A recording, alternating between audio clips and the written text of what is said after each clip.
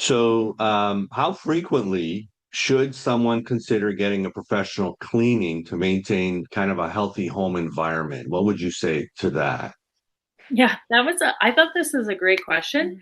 Um, it's a unique question, but I think that if you're physically unable to kind of upkeep your home, you probably Mm, need somebody there at least once a week to help you. So whether that be a professional or whether that be like a friend or family member, you need yeah, somebody going in there and cleaning the basic things, your kitchen and your bathroom and your shower sort of thing like that. yeah, So I would say an average person though falls into probably bi-weekly. And I think most people know that about their home. Like they need a good like getting the floors done and things like yeah. that.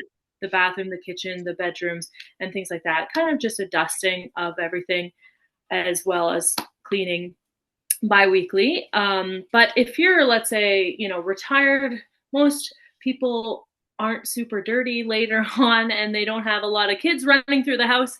And Yeah. so, once a Jumping in the month, mud, right? yeah, Kids jumping in the exactly. mud. Once a month can suffice for sure.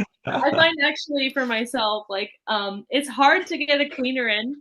I have Yeah, 4 kids and like it takes me a long time to get the house ready for clean. yeah, So for for sure. myself, like I know that it's a need because I'm like I need to get it's dirty, right? Yeah, So I yeah, would say, like young moms, like they would really benefit if they can push themselves to get to a level where they are, getting, let's say, at least a monthly cleaning in there.